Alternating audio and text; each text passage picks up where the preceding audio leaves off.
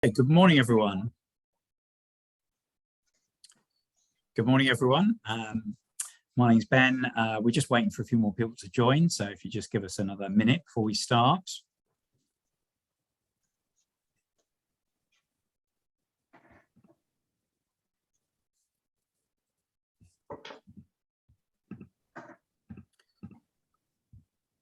Can I suggest that everyone that's not speaking puts their camera and microphones off, just to make it simpler for everyone?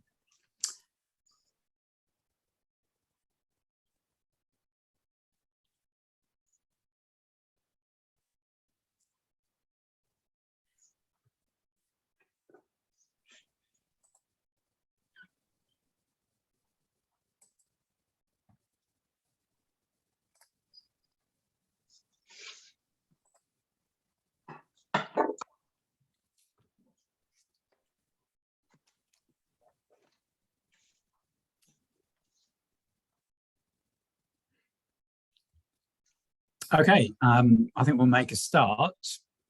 So good morning, everyone. My name's Ben Earl. I'm Chair of Future South.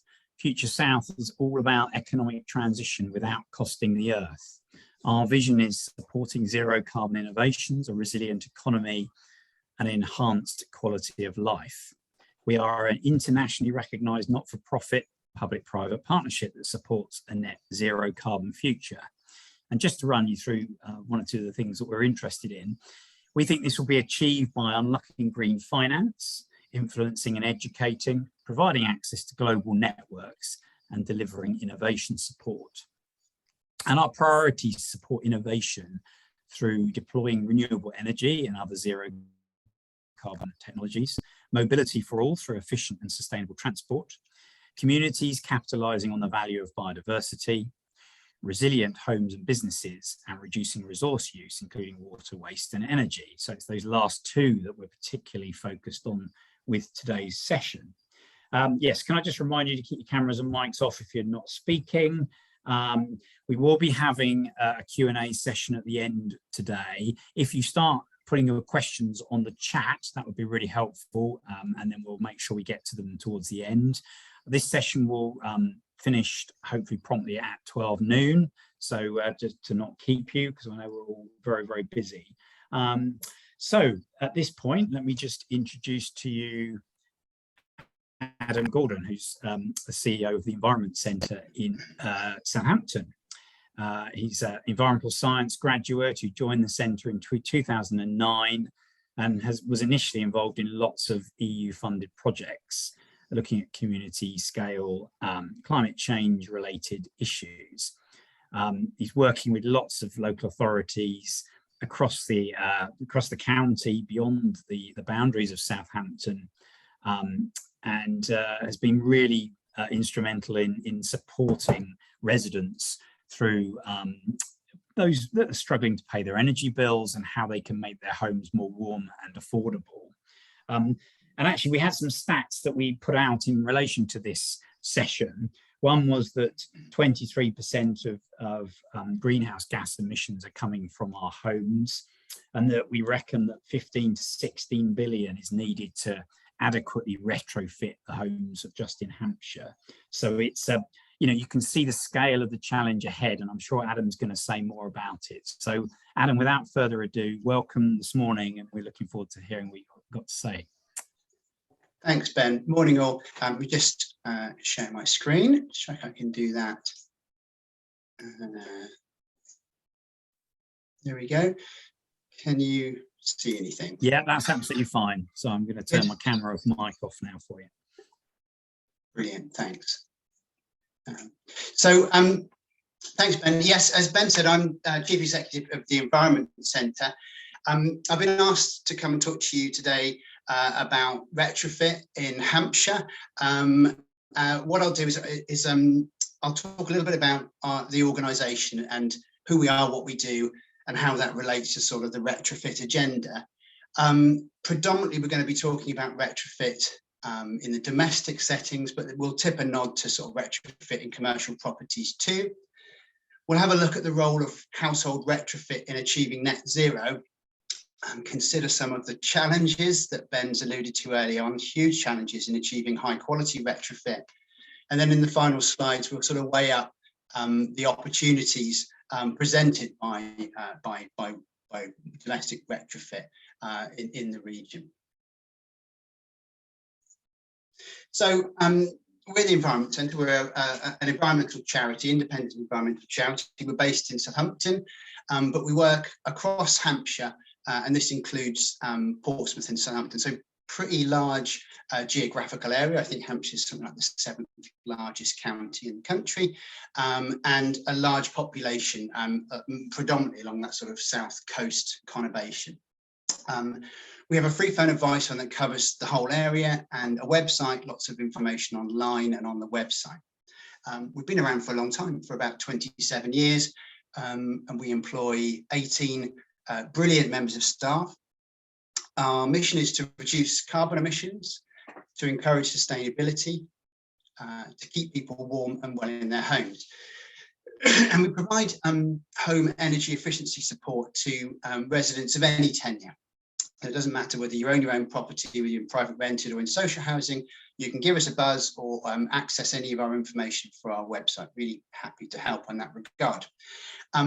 For the purposes of this presentation, crucially, I think what we do is for vulnerable households, we're able to access funding for energy efficiency home improvements, and we've got some form in this area.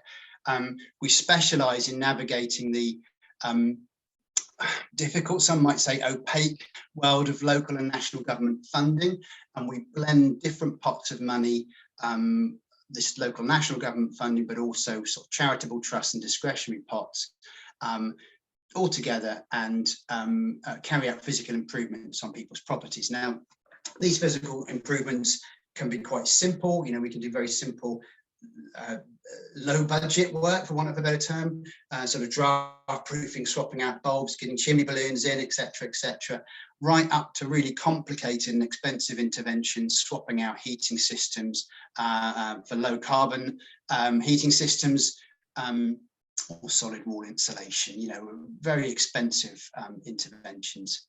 I thought it'd be interesting to point out at this stage that, interestingly, elements of our work are sort of increasingly being funded by public health. And I think this is an acknowledgement of the fact that if people end up in hospital, people, you know, vulnerable people end up in hospital as a result of living in cold and damp homes, that's very costly. I mean, ethically, it's not right that people are living in cold homes anyway, but it's very costly for the NHS to treat them. So, you know, in line with their early intervention and prevention philosophies, putting money into projects like ours, keeping people's properties warm and you know, and adequate for them will save the NHS money in the long run. So predominantly we work in the fuel poor arena. That is mainly because that's where the funding is, that not just for the energy efficiency improvements, but funding to support us to be able to deliver it. There's very little support in the able to pay market. And again, for the purposes of this presentation, it's really interesting to note that local and central government are increasingly turning their attention towards what we call the able to pay sector. I mean, again, we'll come back to this later on, but with energy prices spiking, I'm not sure whether any of us are in the able to pay sector anymore. But they're turning their attention towards the able to pay sector as part of their net zero strategies. This is for two reasons. Firstly, that fuel poor households only make up a small, relatively small proportion of the county's population. So again, if I was talking to you a few months ago, I'd have been saying something along the regions of 8% of the households in Hampshire are considered fuel poor. That figure would have been somewhere in the region of 11 or 12% in Portsmouth and Southampton. Some of the projections that we're getting through about those figures post this current price rise and then moving into October when there's another price rise predicted are frightening. In all honesty, we're looking at sort of 12% fuel poverty in Hampshire and north of 20% in Southampton and Portsmouth. Anyway, that's another story and a seminar, sorry, or a webinar in itself. But the fuel poor households not the group that are producing the biggest carbon footprint. Obviously, they're likely to be underheating their homes and do not have a sort of a high carbon lifestyle. Local government are looking at that, able to pay market, again in inverted commas, and looking to do something around those properties to improve, to reduce carbon emissions. So, to that end, we're working with all of the local authorities, but we're working with Hampshire County Council and supporting them with their net zero strategy. Now, Hampshire commissioned a report from an organisation called New Economics Foundation recently, and the report was entitled "A Green Economic Recovery for Hampshire." As Ben said earlier on, this estimated that about 24% of Hampshire's greenhouse gas emissions come from residents living in their own homes, and they see this as absolutely key. See, action in this area is absolutely key in helping to reduce emissions county-wide, but also, again, really interesting and crucially, improving living standards and creating thousands of good jobs. Hampshire have also been working with an organisation called Parity Projects, who they commissioned to do a desk-based study on what it would take to retrofit Hampshire's housing stock, and preliminary estimates, as Ben said earlier on, puts the cost of decarbonising housing in Hampshire at somewhere between 15 and 16 billion pounds, with early estimates somewhere around 720,000 properties needing significant work done to improve their energy efficiency. They've calculated the mean investment per property is somewhere between 20 and 32,000 pounds, depending upon obviously the property and the scale of the retrofit. You know, it's an expensive intervention. I'll come back to this later on, but we've been working with Hampshire County Council on expanding our offering through our free phone advice line to be able to support the able to pay market. So we're not just working with the fuel poor cohort, we're expanding that to work with the able to pay market and providing much more information on retrofit to this sector. Again, more of that a bit later on. So that's the sort of picture in Hampshire. Just a quick slide on the situation nationally, which is even more vast. Obviously, 29 million domestic properties in need of domestic retrofit, 1.3 million non-domestic buildings in need of retrofit. If you're to do a calculation, this equates to, from this January right up until 31st of December 2049, we need to deliver somewhere in the region of 4,650 retrofits per working day. Just an enormous task. Some people have talked about a wartime effort. This is a big infrastructure piece of work that needs to be done and addressed quickly. Some estimates put this this national need at around about 750,000 to 1.25 million newly skilled people coming into the market to deliver this work. So the challenges, I'll try and get through these quickly because there are many of them. There's an obviously enormous challenge in achieving high quality retrofit at the scale and pace required to address the climate emergency and bring down carbon emissions in line with local and national government plans. The most significant, I think the most significant of these, as we've just alluded to, is the complete lack of appropriately qualified assessors, coordinators and installers.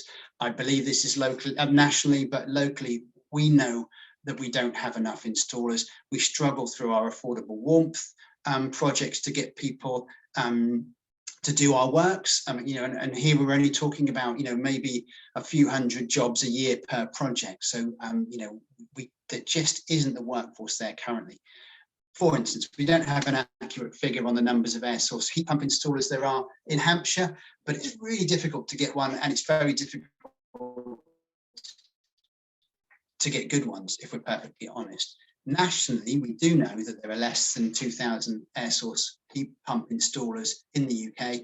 I mean, BEIS are pushing everything at heat pumps at the minute, and they are projecting 6,000 installs needing to be done per annum by 2026. Obviously, there's a mismatch between these figures. Interestingly, 4% of Hampshire's workforce, only 4% is currently employed in activities related to construction. I don't know what these figures are locally, but UK-wide, about 25% of the UK's construction workforce is expected to reach retirement age in the next decade. So we've got a small number of people working in construction and an ageing workforce. I didn't know where else to put these figures, but just out of interest, it takes about 8 days, labour days, to install an air source heat pump currently. Whole house retrofit takes somewhere in the region of 35 labour days. So these are big pieces of work that need to be done against the backdrop of not very many people to do them. And it's expensive. It costs for retrofit, as we said earlier on, somewhere in the region of £20,000 to £30,000. Not many households, even in lovely Hampshire, not many households have that sort of money in their back pocket to fund this sort of work up front. So what's needed is a simple, comprehensive and costed plan setting out what needs to be done and the best order in which to do it for retrofit works, but there also needs to be finance.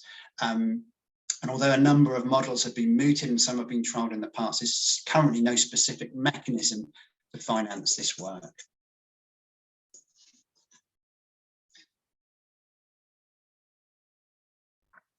In terms of challenges, from a customer point of view, trust, I think, is the biggest one. There's been a few schemes in the able to pay market. Green Deal was the first, and more recently Green Homes Grant, which came and went almost overnight. Didn't work as they were supposed to. Well-conceived ideas, but they didn't work on the ground. Schemes came and went, as they often do, and there's just no trust in these type of schemes. And it's not just there's not just no trust from the consumer point of view, but there's no trust industry-wise as well. So this is why we get very few organisations working in this arena, because it's a difficult environment to navigate with funding waxing and waning. I put fabric first as the next bullet point, but I think my main concern is sort of mis-selling of people being mis-sold shiny new green technologies that are just not appropriate for their properties. Again, we're seeing this with air source heat pumps. There's a new boiler upgrade scheme coming in soon. I'm anticipating companies getting out there and trying to sell people air source heat pumps when it's not appropriate for their property, for a number of reasons. I mean, air source heat pumps work on lower ambient temperatures, and unless your property is very well insulated, it is not going to perform in the way that it's wanted, and again, it's going to create problems down the line. So we need to make sure people know what to do first, and again, that comes back to sort of impartial advice, not being mis-sold projects, and knowing which order to do work in as well. I put procurement down as a bullet point as well. If local authorities are going to get involved with these schemes, which we hope they are going forward, procurement is always an issue and it takes an age. So we need to get procurement sorted out early on in these schemes. Quality assurance, House 35 is a sort of the current standard when working through using government funding, so through energy company obligation, through LAD, through HUG. And MCS is a standard that must be adhered to when installing air source, ground source, solar PV, etc. If local authorities are going to be getting involved in retrofit schemes in the able to pay market going forward, we need to ensure that these PAS compliance is required through these schemes as we move forward. And as I said earlier on, there's a boiler upgrade scheme coming in, potentially to providing grants to encourage owners to move away from sort of gas and fossil fuel heating through to low carbon heating systems, predominantly air source heat pumps, and that's being, I think applications for grants are open from May. There's a lot of funding, there's £450 million of funding, but as I said earlier on, there's precious few installers locally. And finally, householders want financial incentive. We've all got used to having free cavity wall insulation or heavily subsidised cavity wall insulation and loft insulation through previous schemes. And in our experience, people are just waiting to see what's going to happen, to see whether there are grants and loans coming along down the line. And as soon as they do, the phones ring off the hook. But at the minute, there are no financial incentives. Again, I also just wanted to say very quickly, I think post-installation guidance is very key as well, making sure once technologies have been installed, that people are using them appropriately. These are new, people aren't used to using air source heat pumps or solar or other sort of low carbon interventions, and they need to, also with well insulated properties, you know, we see sort of damp and mold associated with people not using their properties correctly once the installations have been done. So there's a piece of work to be done there. Right, okay, enough with the frightening challenges. Here are the opportunities, and quite clearly there are enormous opportunities to create thousands and thousands of high quality sustainable jobs. Somebody told me the other day that the current starting salary for a level 3 air source heat pump engineer is £55,000 in Hampshire. Sharp intake of breath, which is you know a big wage.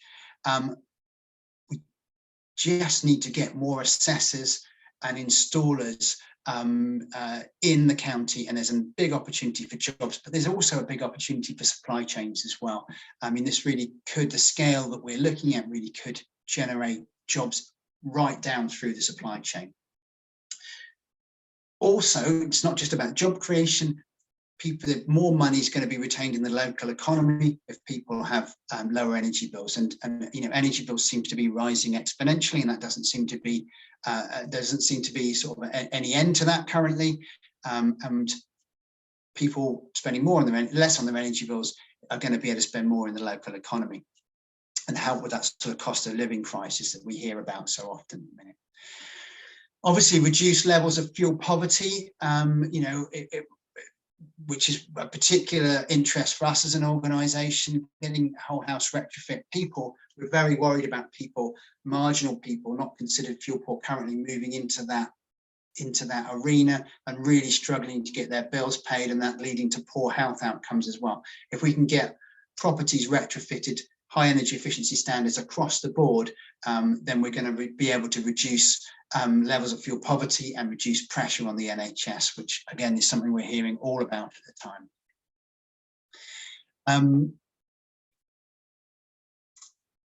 I think that's probably, yeah, I mean, obviously the wider societal benefits we've talked about, and reduced pressures on services. I think I'll probably move on to the next slide because I'm running out of time a little bit. So what are the next steps? One of the NEF report, the Hampshire Commission, came up with a series of recommendations. I think there was 13 recommendations. The first of these was to support or recommend a one-stop shop for impartial advice on retrofit, and that's what we're working towards with Hampshire currently.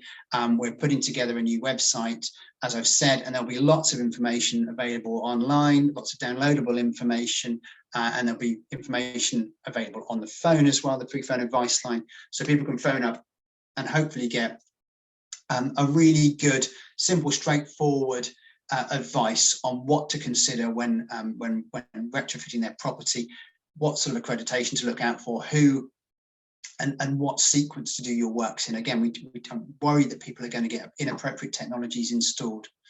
The second thing is to address the skills gap. I know that Highbury Training College have just been working with, just launched a new series of courses with support from Portsmouth City Council. I think this is a really good first step. Unfortunately, I have met with Alan from Net Zero Solutions, but I didn't attend the launch of the training session because I was away. Sorry, of the college because I was away. But this is fantastic news, and I know that both Southampton and Hampshire County Council are looking at that and what's happened down at Highbury College, and looking to either take advantage of it or mirror what's going on in their local further education colleges, because it's going to require more than one resource to upskill the amount of people we need to do this piece of work. Also, Hampshire County Council are going to be working with Parity Projects. I understand it's very early days yet. Parity have been working with Oxfordshire City Council on a scheme called Cosy Homes Oxfordshire, I think it is, and they produced an online tool where residents can type in their postcode and have a look at their property and get a free bespoke retrofit plan. Again, that covers some of the things we were talking about in the first step about impartial advice, so they know what they're doing, where they're going. And I believe, as in the Cosy Homes Oxford scheme, that Hampshire are going to be working with Parity to support a cooperative of local installers and generating quality assurance through that local installer network.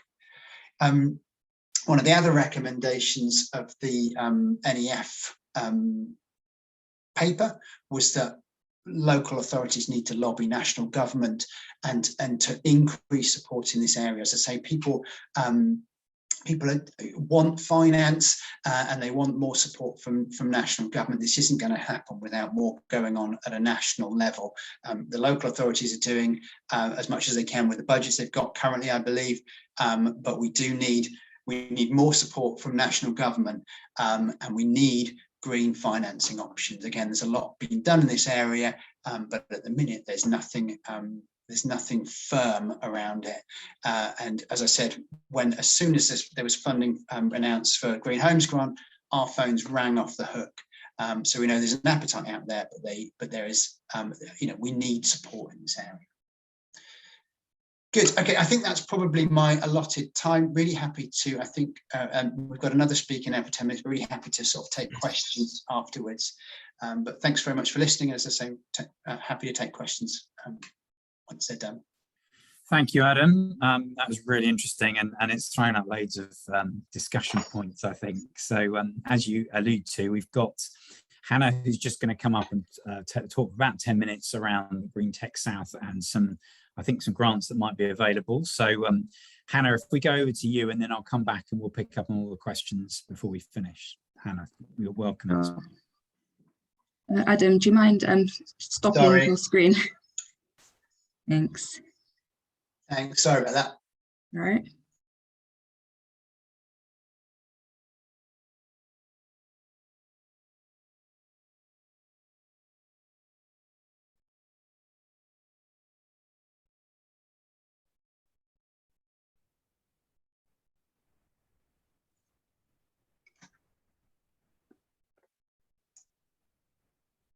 Does that come off? There we go. Yeah, thank you.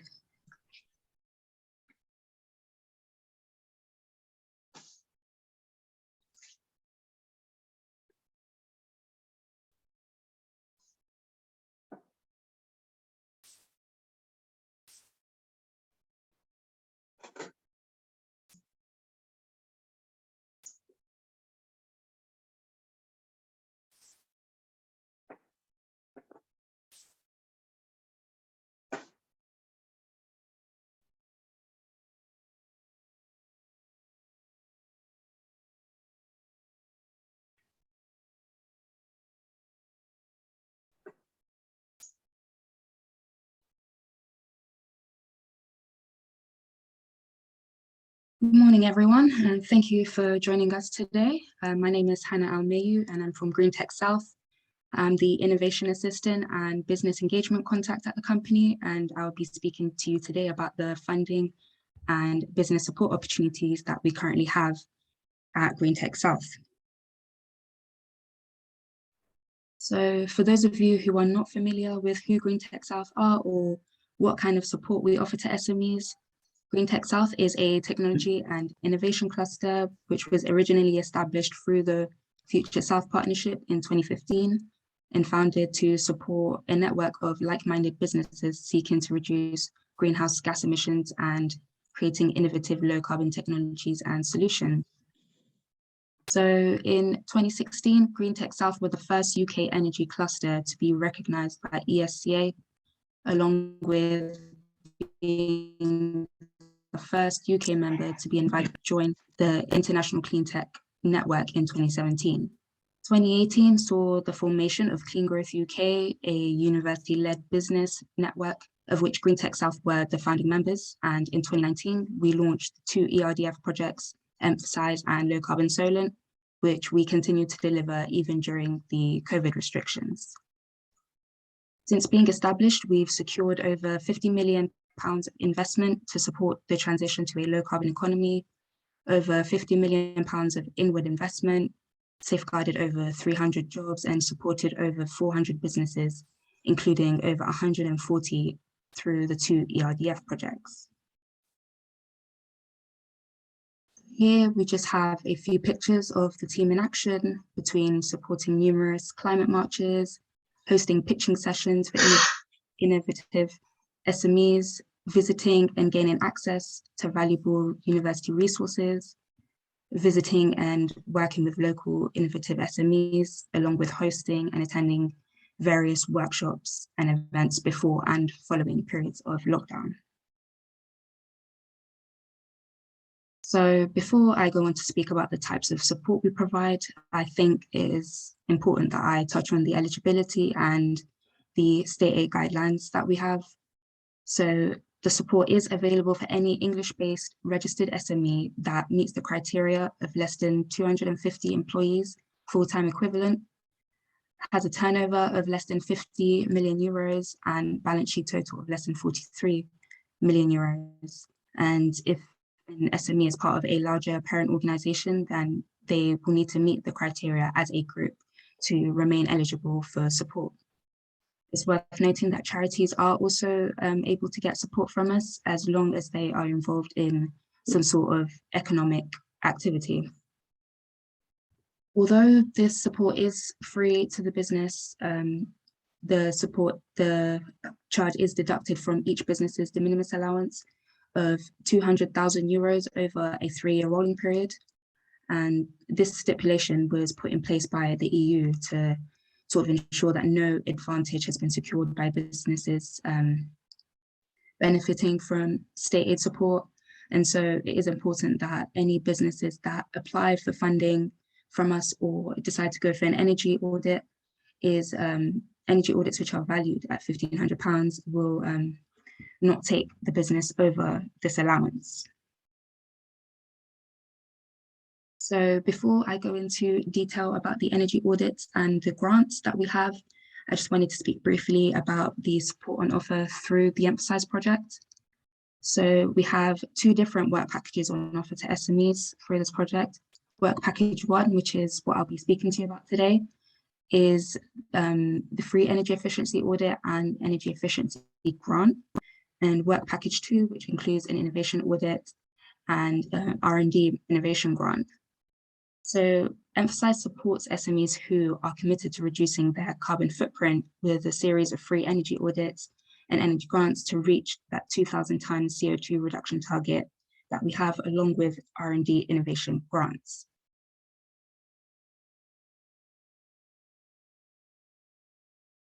So the CO2 savings will be achieved through a number of free energy efficiency audits, which are delivered by our project partners, GEP Environmental. And these audits are valued at £1,500, which, as I mentioned before, will come out of the SME's de minimis allowance. We also provide a grant funding opportunity of up to 36% of total project costs of up to £25,000, which would be about a £9,000 max grant. And this can be used to implement various energy saving technologies that will help reduce the business's energy usage as well as their carbon footprint. So here we have the process of how you can obtain an energy audit. So the first step would be to fill out an expression of interest form on our website. Following that, a member of the team will get in contact with you within 48 hours. They would then schedule a meeting or a phone call to speak to you about the project and generally just speak about the needs of your business and whether you want to go for an audit and just details about the project in general. You would then need to fill out an application to join the program, which will be sent to you following the meeting. And that just goes over eligibility, making sure you guys, that SMEs meet the SME criteria.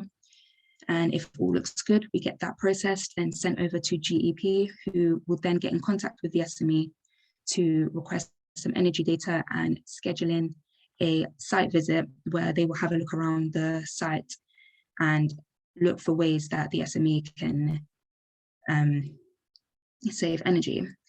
So as part of the audit, GEP would then write up an in-depth audit report that will just go over saving recommendations, highlight savings in terms of cost and CO2 reductions. So during the audit, areas of the business that GEP will be interested in could include insulation, windows, heating, ventilation, behavioral changes, and company vehicles. So this isn't an exhaustive list, but when the audit is carried out, what GEP will be looking for will depend on the business itself. So the audit report will provide some recommendations of changes that can be implemented within the business to help company reduce its energy usage. And this could include LED lighting, which for a lot of SMEs proved to be a popular choice purely because of its potentially high energy savings and low payback period.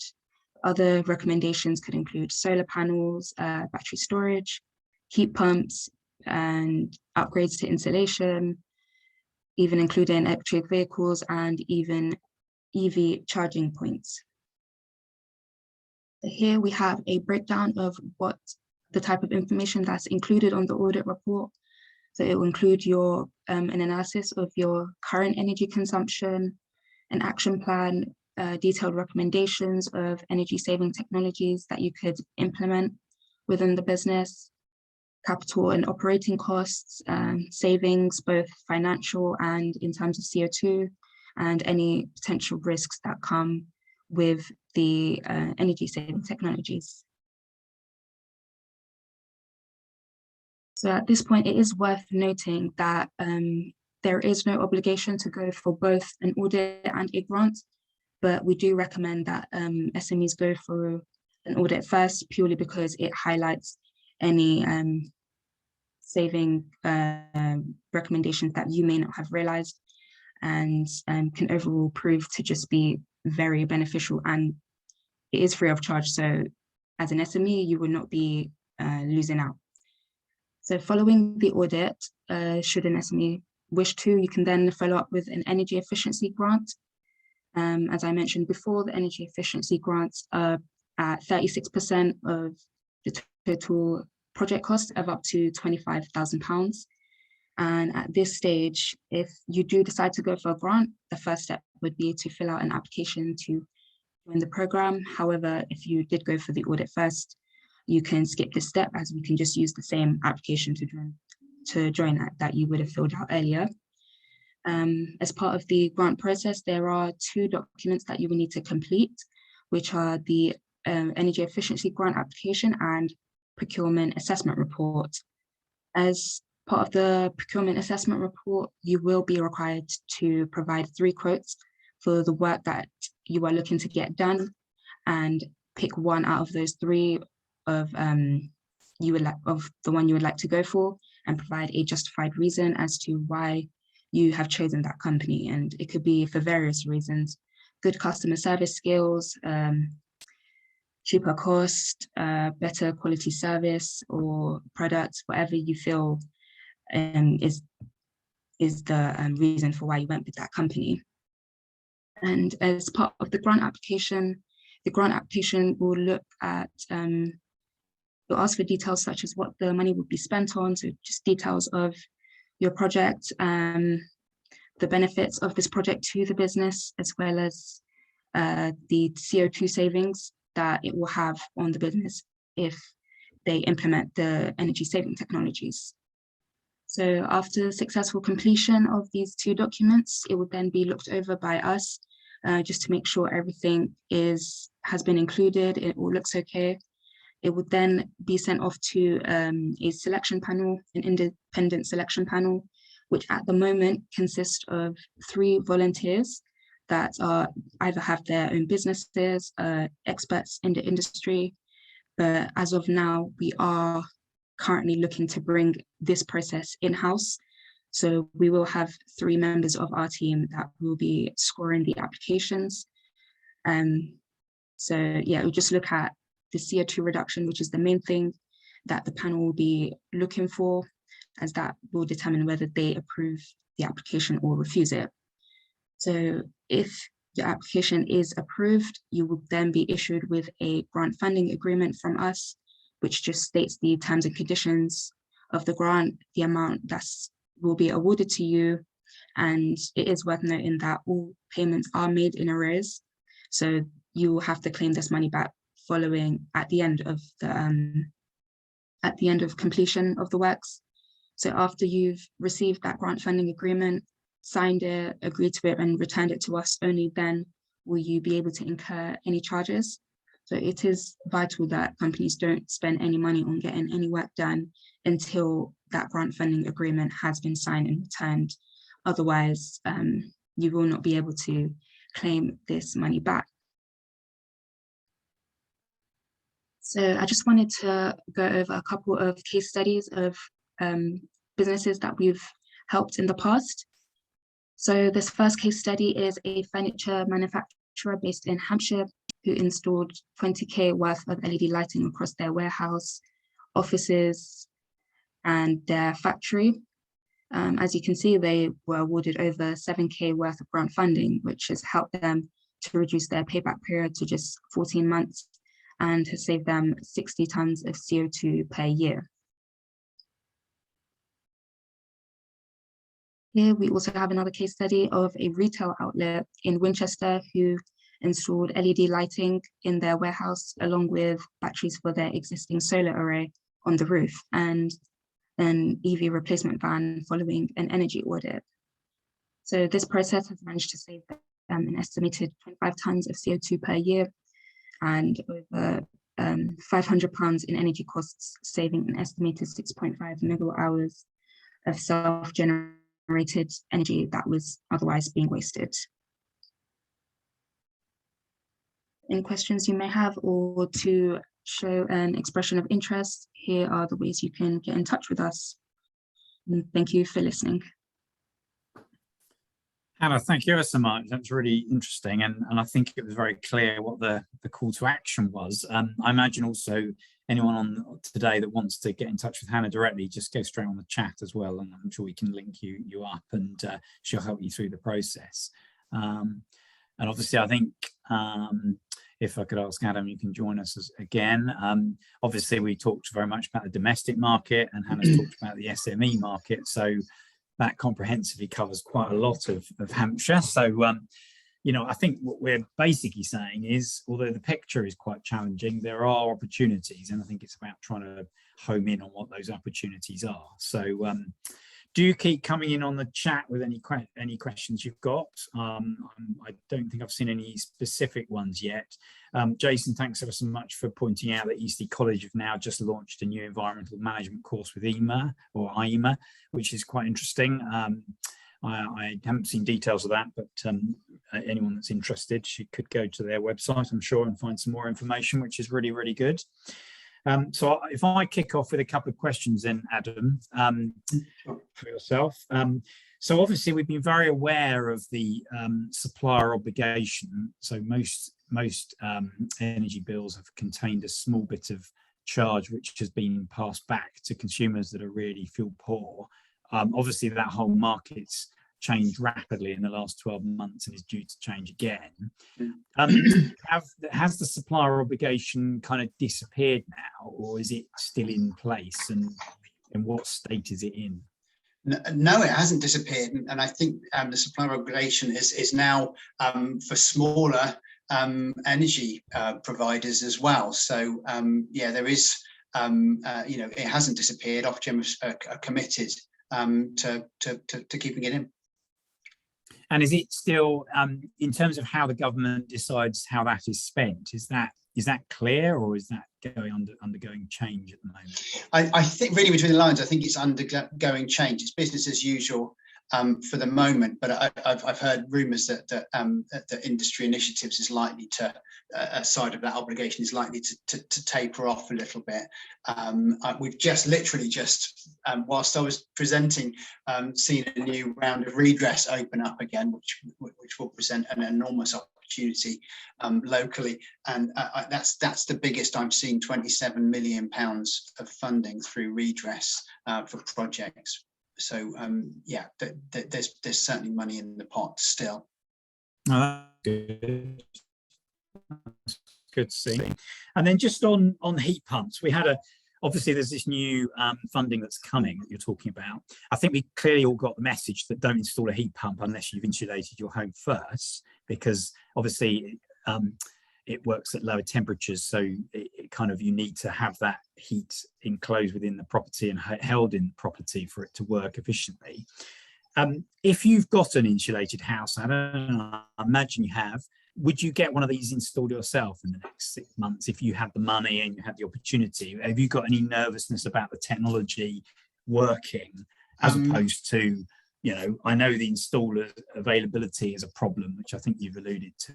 Yeah, good question, Ben. So I have done some work on this house. So I live in a turn of the century property. So it's a 1900 semi-detached property, and I've done a lot of work on it over the years. So I kind of retrofitted another house prior to this one, we have just done a small extension down the side of our property, which was a carport, which contained all of our utilities, because we didn't have room in the house to have a washing machine, etc., and freezer. We had a relatively new gas boiler, so I elected to stay with that gas boiler for the time being because it's pretty new. But we have put in underfloor heating in the new part of the house to enable us to take advantage of air source heat pump technologies going forward. It's a very difficult one because it will cost us more money in the first instance, or would have done before the energy price cap rises.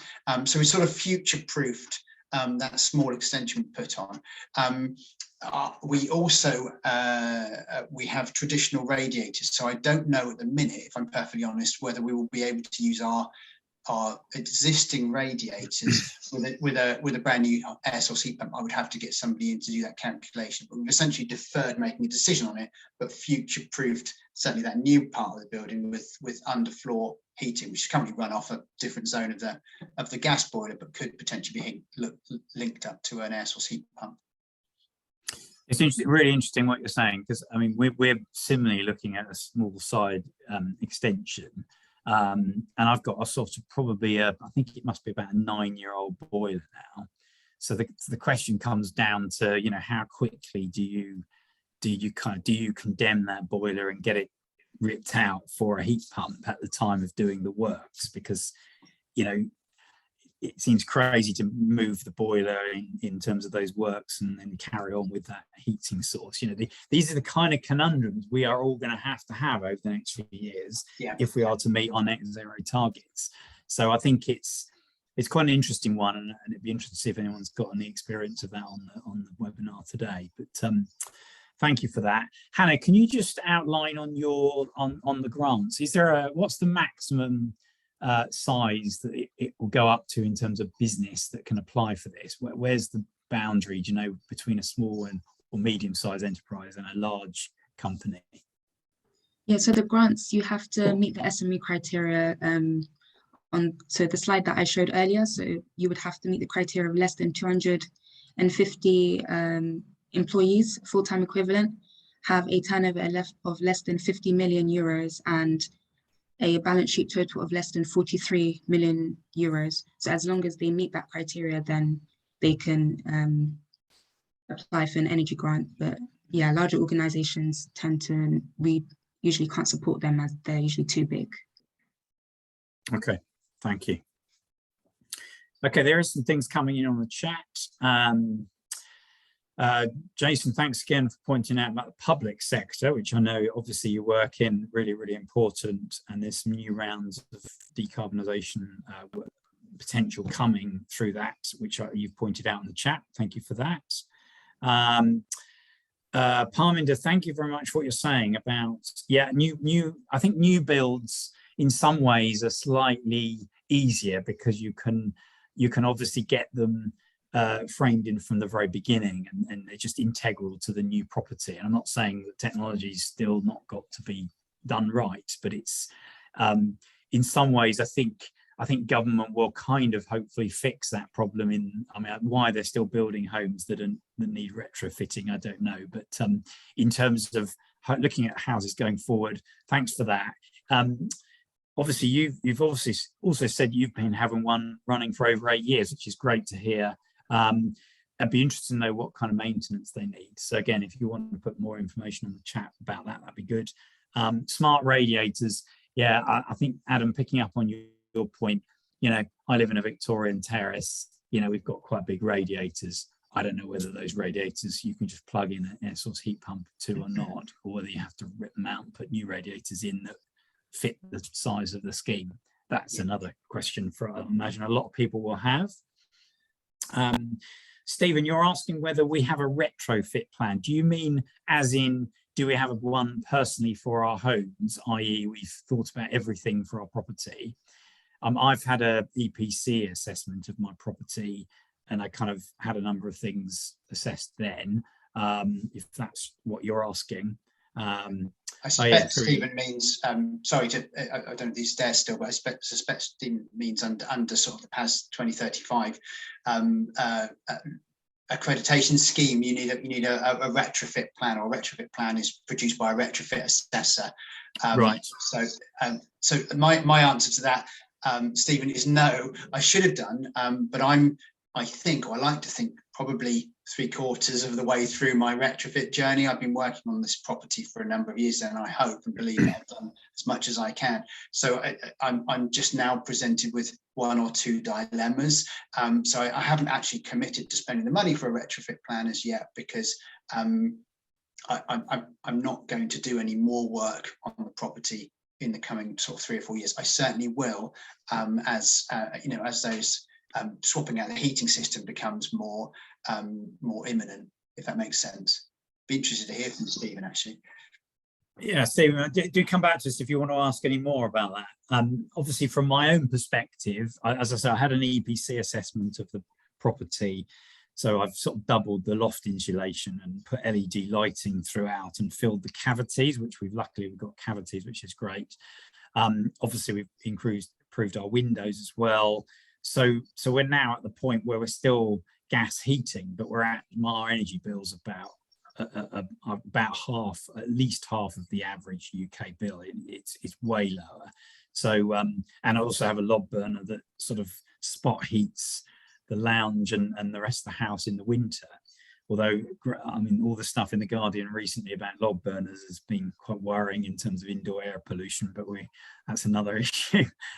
So for us, really, it's about when do we switch away from gas, and that's where the next level of large investment needs to occur. But I think you're saying that at that point, a proper plan from an assessor is needed, and I think we all agree with that. So I think Adam and I are in similar places. We've kind of gone down half the journey at the moment, but it's looking at the future and where we're going next is the important one.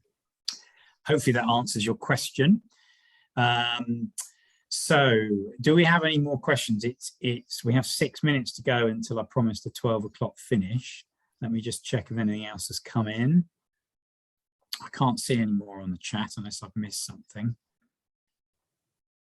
So unless anyone has any very last minute questions, get them on the chat now in the next 30 seconds. I'll just put a plug in for the next event is May the 25th. That's a month's time. We'll be doing another webinar, again from 11 AM to 12 noon. This time it's on solar. So we've got a couple of solar presentations. One's around a innovative device that's helping people with education particularly, and in their homes in third world nations. It's a small device that gets away from having to burn kerosene, which is much better for health. And then we're having a separate one on solar power more generally. So do join us next month. The details are on our website. That's futuresouth.org. I see another message has come in. Let me just see.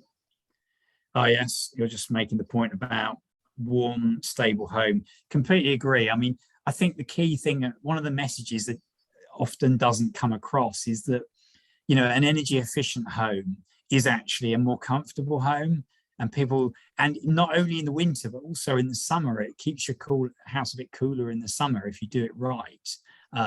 It's just getting this whole balance right. And I think we need to get that message out there that it's saving your energy bills.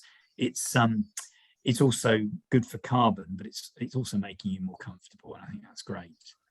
So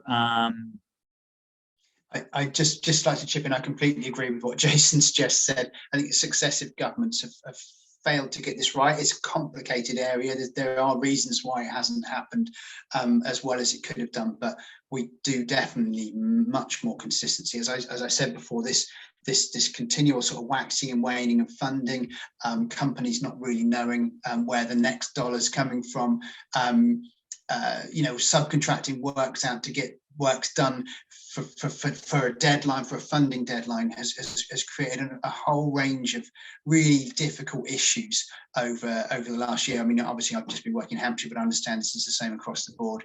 And we just need some more consistency and some more solid funding that people, and now is the time to do it. People need confidence in this area, and businesses need to be confident that if they're stepping into this market, the opportunities are there. Parminder, I think, was sent me a message earlier on, and it seems to be moving into this area, which is brilliant. I should imagine she would like to see more consistency from government around this messaging.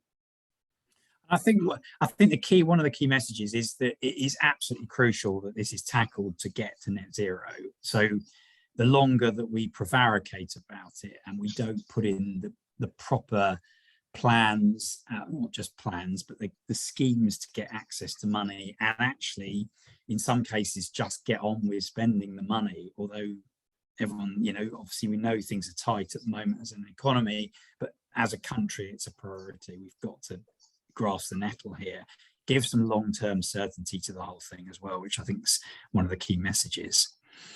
So I think we've reached the end of today's session. Can I just, on behalf of everyone, thank you, Adam, and also Hannah, for both your contributions today. Really interesting session, and we know how important this is going forward. So just thanks everyone for joining. And as I say, the next event is May the 25th. It's Wednesday, May the 25th, for the solar session. Go to the Future South website for a recording of today's session, but also information about future events. And have a good rest of the day, everyone. Thank you very much. Thank you all.